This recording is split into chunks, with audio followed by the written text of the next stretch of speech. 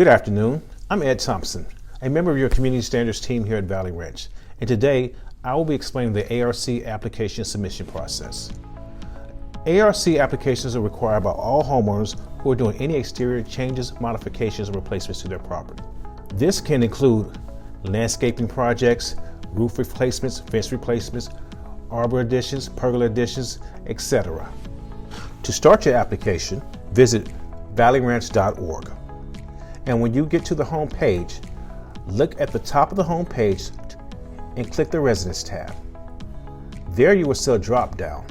On that drop down, click the second link, Improvement Applications. And that should bring you to the Improvement Applications page. Please make sure you read this page in its entirety.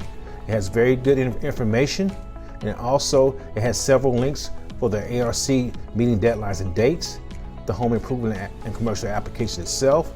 And what you want to do here is put in your property address and your zip code, but only put in the numbers of your property address. Leave out your street names. Remember, on this page, it is best to use a desktop or a laptop because it doesn't always fill out properly when you use a phone.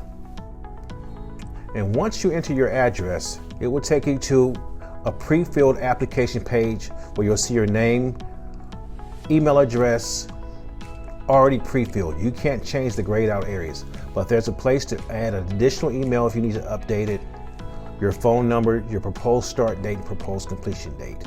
Then you'll see a tab if it's just a commercial application or residential. Yes, if it's commercial, or no. So you're going to click no for residential, and make sure that you read through each section to see what type of application that you're submitting. All applications do not require the same information. For instance, a roof replacement would not require a plot plan, but a fence replacement will.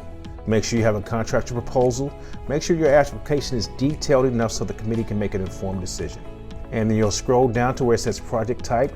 You'll click the appropriate section for the type of application that you're submitting. If you don't see your section, just click other. And then you scroll down to submission requirements. If you have color samples, please click color samples, your plot plan, contractor proposal, photos, roof shingle colors, any other item that you will need for your project. Then you will sign the application and you will upload all supporting documents in PDF format. And then you'll click submit. And it's just easy as 1, 2, 3.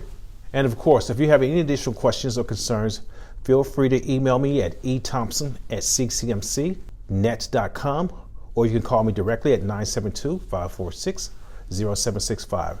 And I will be more than happy to help and assist you. Thank you.